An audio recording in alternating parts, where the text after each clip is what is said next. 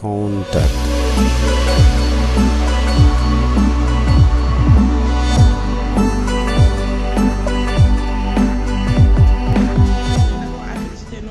Du conseil départemental, je me nomme Maître Moustapha Mbaye, qui a voulu bien organiser, mettre à jour cette session. Ça nous permet quand même de nous pencher sur les problèmes budgétaires, mais surtout de faire une formation quant à l'acte 3 de la décentralisation, sa finalisation bien sûr, et par rapport aux règles budgétaires et aux différents programmes qui sont dégagés pour le département de sa gestion. À la façon de faire, il faut vraiment qu'on s'appuie sur nos valeurs, quant aux valeurs républicaines et quant aux valeurs civiques.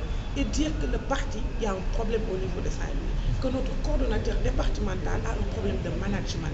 On n'a rien contre les gens, on n'a rien contre M. Mansour Faye, parce que le parti, on peut dire qu'il y a un certain nombre de travail qui est en train d'être fait au niveau de la base.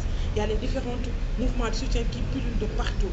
Et je vais en profiter quand même pour féliciter l'honorable député Aminata Gueye, qui a mis sur place un réseau des Linguères de Saint-Louis, qui ne ménage aucun effort pour mettre en exergue son leadership féminin et surtout de jeunes.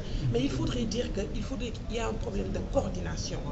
Parce que le coordonnateur départemental doit pouvoir avoir l'ensemble de ces mouvements dans sa poche, doit avoir l'ensemble des forces, doit pouvoir graviter autour de lui. Je veux parler des cadres, je veux parler des jeunes, je veux parler des adultes, je veux parler du troisième âge. Mais il y a un problème de management et je l'assume. J'assume mes propos. Je dis bien, M. Mansour Faye, en tant que coordonnateur départemental de l'APR au niveau du département de Saint-Louis, ne prend pas toutes les forces de ce parti entre les mains. Il n'utilise pas les forces de ce parti. Et je prends toutes mes responsabilités. Qu'il a l'obligation, pour la réussite de la vision du président Macky Sall, de prendre en compte toutes les forces de Saint-Louis. Parce que Saint-Louis, c'est une ville stratégique.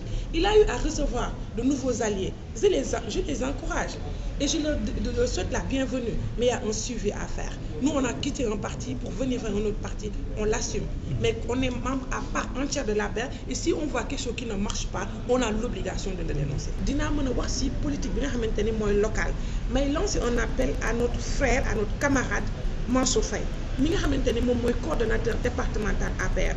ñun Mansour Faye amuñu dara lu ñaaw luñ ko war a mën a waxal ndax diggante nit ak nit amuñu lu ñu wax te ñun bu ñu nee dañu bëgg promouvoir yi nga xamante ne mooy valeur républicaine dootuñu xas nit dootuñu ŋàññi nit mais am nañ droit wax nit ki yow li ngay doxalee doyuñu wala ni ngay doxalee bëgg nañu nga changer ko wala ni ngay doxalee bëgg nañ nga xoolaat ko parce que àndu naa fekk mooy nit day def te doo ko wax li ngay def rafetul wala li ngay def rafet na te ñun bu ñu ànd ak Mansour Faye boobu ba tey kenn dégguñu parce que dañu amoon yaakaar.